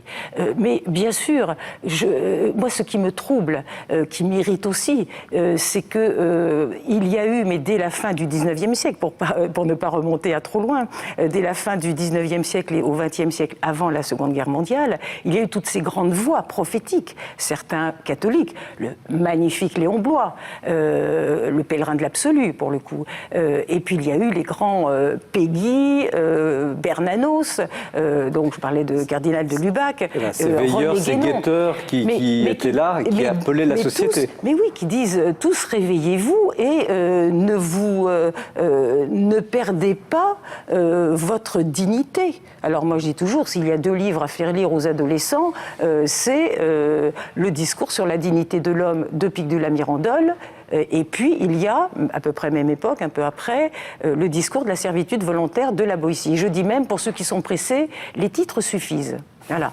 Mais oui. Donc vous arrivez, vous voulez cliquer, réveiller. Mais il s'agit de réveiller, de bousculer, parce que là, en effet, on arrive, enfin c'est un déclin, et l'être humain se console avec des ersatz alors qu'il appelle bonheur, etc., qui ne sera jamais ni la joie ni l'amour véritable, et c'est une pâle copie, et c'est pour ça que l'on va tout droit vers la mécanisation et ce qu'on appelle transhumanisme, ce qui est horrible parce que c'est une inversion, ce qu'avait déjà bien vu Guénon, la crise du monde moderne, je crois que c'est les années 30 ou 40, où il décrit exactement ce qui se passe actuellement. Enfin, c'est amplement dépassé où nous sommes. Est-ce qu'il n'y a pas un risque Vous parliez de risque tout à l'heure pour le livre de Véronique Lévy, mais est-ce qu'il n'y a pas un risque d'orgueil dans votre démarche, puisqu'au fond, vous exaltez une certaine vision de l'homme. Alors vous parlez évidemment sur le siège de l'humilité, certes.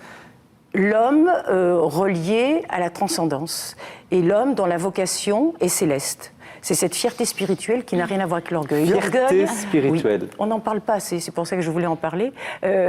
L'orgueil, c'est bien sûr le pire des péchés, le péché que l'on brandit, toujours. Evagre en parle en disant c'est le pire des péchés, tous les théologiens, et puis c'est luciférien, etc. Et donc, et surtout, on l'a beaucoup dit aux femmes, parce qu'il faut quand même qu'elles baissent plutôt la tête et qu'elles se taisent, là vous avez etc. des chapitres truculents sur le misogynisme ambiant dans l'Église en particulier. Pas ambiant, il vient de loin. Et il continue. En tout cas, il agit. Mais la fierté vient... Souviens-toi de ta noblesse, disait entre autres dans un de ses magnifiques sermons Bernard de Clairvaux. À la fois, je suis une créature mortelle, ça on l'oublie. Nous sommes des éphémères et des êtres mortels. Je n'ai pas dit des êtres pour la mort.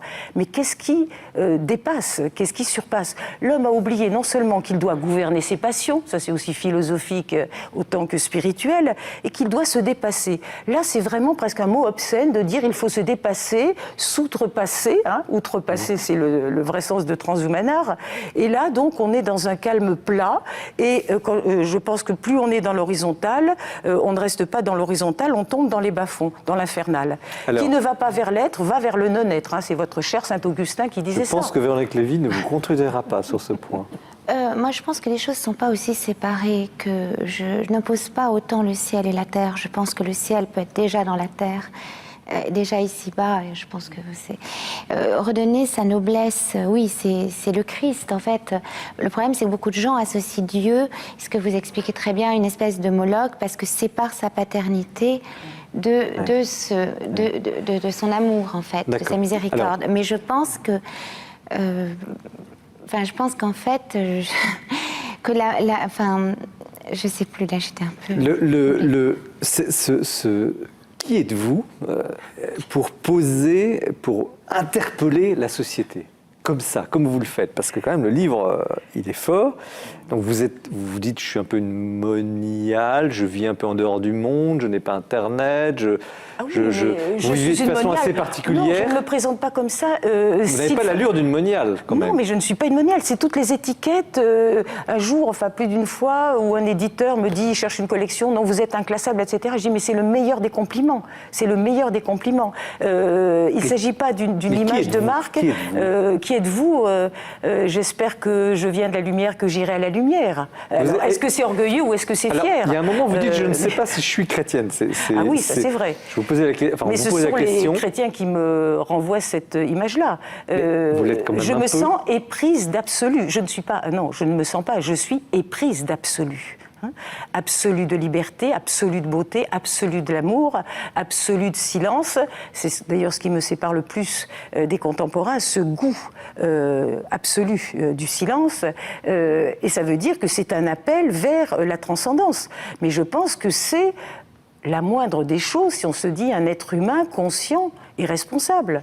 Hein, pas quelqu'un qui est... bon, si on a la chance, en effet, d'avoir pu lire, avoir fait ou non d'études d'ailleurs, et surtout de faire silence et de rentrer en soi, on s'aperçoit qu'on n'est pas fait pour vivre une vie, puisqu'on a parlé des animaux, j'ajouterai les petites fourmis, si belle, si estimable et si nécessaire soit la vie des fourmis, nous ne sommes pas faits pour vivre une vie de fourmi. Mais là, on ne nous propose même pas une vie de fourmi, on nous propose une vie de mécanique qui ne fait que fonctionner. Une sorte d'esclavagisme moderne. Oui, mais consenti, la servitude volontaire.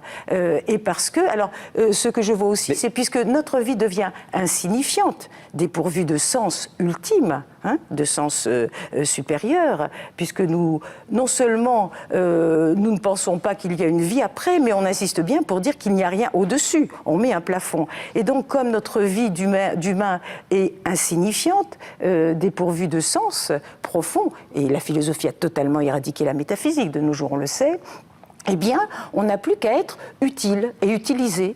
D'où, puisqu'on est un organisme biologique, eh ben, il faut être utile, y compris après la mort. Donc on va recycler les organes et les pièces détachées. On y est. Vous êtes une révoltée et une résistante. Non, une combattante. Résistante, je l'espère, combattante. Donc, s'il y a quelque chose de capital à l'heure actuelle, et surtout si on est chrétien, ou spirituel, c'est le combat spirituel. Alors. Ne pas s'en laisser compter, exercer sa liberté de penser, oser le dire, avoir le courage, la vaillance, ça doit être une vertu qui devient de plus en plus rare, le courage de ses opinions, la vaillance, alors ça conduit tout droit au martyr, mais enfin le martyr c'est déjà un témoignage, on ne meurt pas toujours dans les arènes avec les lions, mais c'est vraiment témoigner de ce qui fait l'être humain et ce qui nous rend vivants. Alors, quand on vous lit, on sent bien, vous l'expliquez très bien à l'instant, mais il y a quelque chose qui est étrange, cette espèce dans le souci du retrait, du silence, de ne pas tomber dans les pièges, les 1000 pièges de la société, de garder son indépendance. Est-ce qu'il n'y a pas une posture un petit peu trop distante, finalement, du commun de l'homme ? Je pense que toute démarche à la fois philosophique, démarche artistique aussi, et quête spirituelle repose en effet sur le silence, sur l'intériorité, donc la solitude s'impose, le retrait s'impose. Et là, tous les théologiens aussi ou mystiques le disent. Oui, mais il faut bien vivre quand on a un travail, quand on a des enfants, une famille. Je m'active, je travaille, je suis obligée de gagner ma vie, donc je ne suis pas une moniale. Parfois, je me dis, sauf que je n'aime pas la vie en communauté, en effet, je me verrais plus ermite, mais je dois vivre. Mais comment êtes-vous arrivé à cela ? Mais je suis née comme ça. Non, vous n'êtes pas née comme ça, il y a un itinéraire quand même. Oui, peut-être, mais quand Véronique Lévy dit le Christ m'a appelé depuis longtemps, etc. Par exemple, ce que je peux dire de moi, puisque je n'aime pas les biographies où je n'y crois guère en ce qui me concerne, enfin ce n'est pas ce qui définit. Pardon, j'ai dit qu'il nous appelait tous. Oui, voilà, mais vous en particulier, non, qui vous pas avez en fait particulier. signe. J'ai simplement fait ce chemin pour me rendre compte et écouter les signes. Mais il ne m'a pas appelé, il nous appelle tous en particulier. D'accord, voilà. Nous sommes tous uniques à ses yeux. Tout à fait. Donc moi, ce n'était pas le Christ qui m'a appelé à un moment où...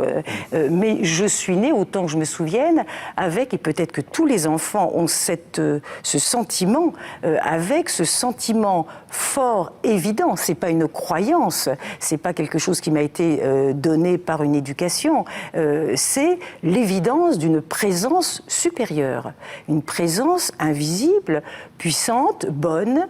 Et là, je me dis, s'il y a quelque chose de précieux dans l'être humain et qu'on est en train d'étouffer et d'éradiquer, ce n'est pas le Dieu des religions ou des philosophes, etc. C'est d'étouffer en l'homme le sentiment du divin. Ça, c'est criminel, et c'est ce qui se passe actuellement. On remplace l'éternel par le durable. Rémi Brague. Et d'autre part, ça va en même temps, et le désir d'éternité. Et là, on parle aussi de durable. Ça n'a rien à voir avec l'éternité. Est-ce que vous avez imposé un diagnostic, Jacqueline Kellen un autre? Non. Convergence. C'est le même. Je crois qu'il y a une profonde convergence et pour laquelle je partirais, si vous voulez, de cette idée justement de dignité. que l'on brade un petit peu en ce moment. On fait passer sous le pavillon de la dignité humaine des quantités de choses pas très... parfois des marchandises un peu frelatées. Mais l'appel de Saint Bernard, qui cite d'ailleurs Saint Léon, homme, prend conscience de ta dignité, c'est le fondement même de ce que l'on pourrait appeler, j'aime pas le mot, je viens d'expliquer pourquoi, la morale chrétienne. Regardez le décalogue. Ça, c'est amusant, je me suis amusé à le montrer, non pas dans le 3e volume de la trilogie, mais dans le 2e, qui est paru il y a 10 ans, j'ai honte. Le décalogue se situe au moment où le peuple d'Israël vient d'être libéré d'Égypte. La première parole, qui n'est pas un commandement, c'est « Je suis le Seigneur ton Dieu, qui t'ai fait sortir de l'ergastule, enfin de la maison des esclaves. » En conséquence, puisque maintenant tu es libre, puisque tu es un gentleman, eh bien tu vas adopter l'éthique du gentleman. Alors il y a des choses qu'un gentleman ne fait pas, parce que ça n'est pas comme il faut, ça n'est pas correct. Alors ne pas tuer, ne pas voler, ne pas piquer la petite amie du voisin, honorer son père et sa mère, c'est-à-dire aller dans la galerie des ancêtres du château ancestral, pour honorer son père et sa mère. On pourrait s'amuser, je me suis amusé à le faire, parce que j'aime bien sourire un petit peu, même dans des livres assez savants. Eh bien, c'est une éthique aristocratique. Il y a des choses que l'on ne fait pas parce que, on ne condescend pas, si vous voulez, à tuer, à voler, à commettre des adultères, à mentir. Non, mais surtout, c'est le Dieu qui a fait sortir le peuple de la maison de servitude. C'est bien ce que j'ai dit. Alors, et à ce moment-là, le peuple hébreu, quand Moïse l'a fait sortir d'Égypte, ils pleuraient tous parce qu'ils regrettaient les bons oignons et les concombres, les marmites qu'il y avait en Égypte. Jacqueline Keller, sa servitude. est-ce qu'il faut pour... Parce que votre livre, ça transparaît dans toutes les pages, mais là, il y a... Est-ce qu'il faut, pour accéder, se libérer, passer par l'intransigeance? Alors, je vous cite. Oui, que ton oui soit oui. Je suis, page 49, je suis exigeante, radicale, intransigeante. Et souvent, je force la note pour réveiller les engourdis, pour faire sortir du bois les pleutres, pour provoquer ceux qui, par exemple, réduisent la vie chrétienne à une bonne conscience imbibée de bons sentiments, nous disait-on. Mais faut-il obligatoirement passer par le feu de la radicalité? Là, il faut y aller au marteau-piqueur, je pense. Le peuple est anesthésié, je pense qu'il faut y aller au marteau-piqueur. Véronique Lévy. Moi, je ne vois pas le marteau-piqueur sous cet angle-là. Je pense que plaisante, effectivement, il y a une phrase ma parole est un glaive à double tranchant qui sépare la moelle de l'os. En tout cas, la parole de Dieu est un glaive. Mais moi, j'aime bien cette phrase, ma vengeance, c'est l'amour. C'est moi qu'on parle toujours de la vengeance de Dieu. Et moi, je me plais à dire, la vengeance de Dieu, c'est son amour. Parce que l'amour met à nu. Et je pense que la radicalité, oui. L'exigence, oui. Mais moi, je ne suis pas si tranche... je pense que les choses sont plus complexes que ça, il y a des gens qui résistent aujourd'hui à ce système de déshumanisation. Il y a dans l'homme un désir de transcendance, et effectivement, ça tombe dans l'idolâtrie. C'est ce qui se passe aujourd'hui, de s'adorer soi-même, d'adorer un homme. Mais je pense qu'au fond... Et puis il y a du coup le retour du refoulé, avec la violence, la barbarie qui refait surface, etc. Mais moi, je ne lâche pas des yeux, et c'est ma façon à moi d'être radicale, ce diamant qu'il y a, cette pépite dans le cœur de chaque homme. Et c'est ce qu'a fait le Christ. Et c'est l'amour qui avance, désarmé. Il n'est pas en train de donner des sentences, de faire la morale. Il est radical, oui. Il dit que ton oui soit oui, que ton non soit non. Cette parole est dure, il est dit. Mais c'est toujours l'amour. L'amour, il demande la nudité totale de l'autre, que l'autre se donne entièrement. Rémi Brague. D'accord pour le marteau-piqueur, avec cette précision que la seule personne dont je suis vraiment sûr qu'elle ait besoin d'être marteau-piquée, c'est moi. Et je ne suis pas nécessairement du bon côté du marteau-piqueur. C'est le prophète Jérémie qui ne parlait pas de marteau-piqueur, mais autant que je me souvienne, qui parlait de la parole de Dieu qui était comme un marteau sur le roc. J'ai relu Jérémie. Alors, le pire, c'est que vous enfoncez le clou, parce que vous allez jusqu'à dire, il y a dans la répétition de ce Dieu amour, comme une formule incantatoire pour endormir et rassurer les fidèles, pour les disculper par avance en comptant sur sa miséricorde divine. Et j'abrège parce qu'après vous dites on a quand même des comptes à rendre. Alors là, où est la voie? Parce que d'un côté, vous dites au fond, il y a une morale, il y a des comptes, etc. D'un autre côté, il y a la miséricorde et l'amour de Dieu. Alors, Jacqueline Kellen d'abord, puis après. Non, moi je m'interroge sur l'amour de Dieu. Et je pense que tout chrétien, l'amour de Dieu est une expérience personnelle. Ce n'est pas un a priori. Ou c'est la question que je pose. Est-ce que le christianisme, en effet, Dieu est amour selon l'épître de Jean, etc. Mais est-ce que je le vis profondément ou est-ce que, comme on me l'a dit, comme on me l'a enseigné, et si je suis chrétien ou chrétienne, je répète Dieu est amour, et puis le prêtre le dit, et puis etc. Est-ce que c'est un ressassement? Est-ce que c'est un auto-enchantement? Je peux me poser la question. La vérité vous rendra libre. Moi, je quête la vérité, et la vérité est amour aussi. Je me pose la question, et je ne ressens pas. Moi, ce livre, c'est un témoignage. Je n'ai pas raison, et je ne cherche pas à imposer ce que je dis. Donc, moi, je ne doute pas de Dieu, je ne cherche pas Dieu.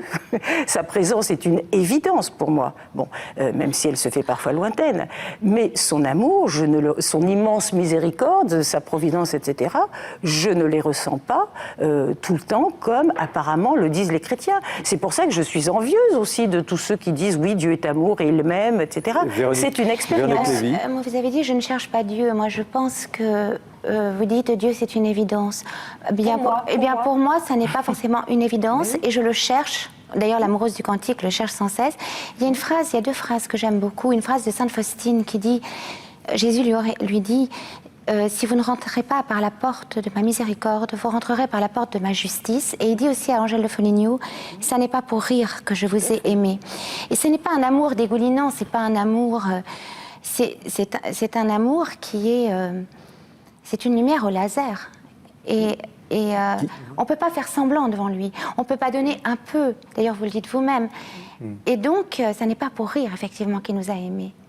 Et moi, je pense que cette implacabilité, cet amour, il est implacable dans ce sens-là.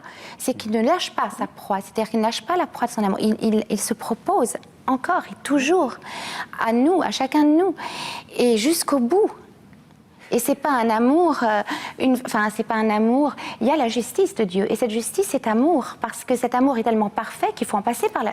Il y a aussi cette justice. Est-ce que c'est le thème des larmes, de l'épreuve que vous abordez aussi? Oui, mais on ne parle pas assez. On ne parle pas assez de la justice, justement. Ça, je suis d'accord, ça, c'est très important. C'est là qu'à ce moment-là, cet amour devient mièvre ou un peu informe, flou, etc. La justice, c'est à chaque fois demander le royaume de Dieu et sa justice. Alors peut-être que c'est là que je me dis, moi, je suis peut-être, alors je ne vais pas faire le parcours inverse de celui de Véronique Lévy, mais je trouve qu'en ce sens, la tradition du judaïsme est magnifique. Il y a Dieu amour et Dieu justice. Est-ce que, Rémi Brague, l'Église catholique a un peu soldé justement cette dimension pas tout à fait agréable? Et voilà. Donc on a à rendre des comptes. Oui, ce que vous appelez la justice divine. C'est un grand sujet, mais enfin c'est au cœur aussi de votre ouvrage. Bon, oui, il faut bien avouer qu'il y a un certain discours catho qui néglige le fait aussi élémentaire que biblique que l'amour est inflexible comme le shéol. Ça, c'est la fin du cantique. L'amour est brûlant. C'est un feu. Et dans certaines icônes, le feu de l'enfer s'allume à la gloire de Dieu. Ce qui pour les uns est enfer et pour les autres amour, suivant qu'on dit oui ou non. Alors l'amour, effectivement, c'est quelque chose, c'est pas vraiment mièvre. Et je crois d'ailleurs que même dans le cas de l'amour humain, ça n'est pas toujours une partie de plaisir. C'est une grande épreuve aussi. C'est une épreuve, c'est un défi. Oui, c'est du feu. Est-ce que c'est quelque chose qu'on finalement on redécouvre aujourd'hui un peu à notre dépens? Véronique Lévy, cette réalité, ce côté drastique, ce que vous venez de décrire? Mais c'est ce dont j'ai témoigné dans le livre, c'est que c'est un amour. D'ailleurs, j'ai pu vraiment m'engager en Église après une mise à mort par l'amour, parce que l'amour met à mort. C'est Jean de la Croix qui dit tu me donnes la mort, envie à l'échanger, mais c'est vraiment ça, c'est qu'à un moment, il y a eu aussi cet amour humain qui m'a complètement... Et ensuite, ce cœur, je ne pouvais pas le laisser se refermer dans une tiédeur ou dans un relatif, et j'ai voulu le laisser vivant, et c'est pour ça que j'ai voulu le mettre dans le cœur du Christ. Jacqueline Kellen, on vous sent un petit peu, c'est passionnant d'ailleurs ce soir, un petit peu gêné par... vous avez à peu près les mêmes perceptions, et puis sur la question du Christ, on a l'impression que vous freinez un petit peu, comme si... Non. Vous avez une approche philosophique, vous posez les mêmes problèmes, vous apportez des réponses? Non, pas simplement. Alors, simplement, si on se... Non pas se définit, mais on se distingue toujours, puisqu'on est éminemment singuliers les uns les autres. J'ai un amour irrémédiable pour le Christ. Bon. Simplement, enfin je dis simplement, ça ne va pas amoindrir, c'est justement tout ce qui l'affadit, le réduit, l'emprisonne. Lui, son enseignement, sa parole, sa beauté, sa lumière. Et c'est pourquoi les religions, ou surtout les dévots eux-mêmes, je dis les dévots, pas les fidèles, les éveillés, me gênent. Mais apparemment, on ne peut pas suivre le Christ, ou peut-être au Moyen-Âge, suivre le Christ nu, comme on disait au Moyen-Âge. C'est ça qui m'intéressait beaucoup. Les mouvements spirituels des XIe siècle, Xe, XIe siècle, étaient faits par des laïcs, pas au sens bien sûr actuel, est-ce qu'on qui retrouve pas ça? revendiquaient la parole. Est-ce qu'on n'a pas les prémices de ça aujourd'hui? Ah ben non, de nos jours, on se dit laïque, c'est-à-dire athée. Non, mais donc, dans les voyez, milieux l'inversion. chrétiens, dans les milieux croyants, il y a quelque chose, il y a un renouveau assez puissant. Moi, je suis persuadée que si le message du Christ continue de passer et de vivifier les cœurs, c'est grâce largement aux laïcs, hommes et femmes. Enfin, femmes dont la parole est plutôt empêchée. Je suis pas tellement d'accord. Mais Je suis pas forcément d'accord Un mot avec là-dessus, ça. parce que nous arrivons à la Écoutez, fin. moi je vais dans une église où il y a une communauté de moines et de moniales qui prient au cœur de la ville tous les jours et qui Oui, ce sont des et même, contemplatifs. eh bien oui, mais c'est très important. Catherine de Sienne disait que le levier, ou Elisabeth Trinité, je sais plus, pour le levier pour soulever le monde, c'est la prière. Moi, les laïcs, bien sûr, leur rôle est important, mais moi je ne fais pas de distinguo comme ça entre laïcs, religieux. Pour moi, les choses sont peut-être quelque part plus unies, plus complexes aussi. Soit unies, soit je mélangées. pense que j'aime beaucoup Madeleine Delbrel qui parle de Kénos, qui dit de s'enfoncer dans la pâte humaine. Donc il y a des laïcs effectivement formidables, mais il y a des religieux. Moi j'aime bien la phrase de Jeanne d'Arc. De quelle église parlez-vous? De l'église de la terre ou de la terre du ciel? Il y a aussi la communion des saints. En tout cas, nous avons ce soir traversé ces différentes sphères, de la terre au plus céleste, pour reprendre une de vos paroles. Jacqueline Kellen, merci pour ce livre, Sois comme un roi, dans ton cœur, chez Labor et Fides. Merci Rémi Brague, Le règne de l'homme, genèse et échec du projet moderne, donc chez Gallimard. Et merci Véronique Lévy, Montre-moi ton visage, aux éditions du Cerf. Merci également de votre attention et fidélité, comme je le disais au début. Nous nous retrouvons bien sûr le mois prochain.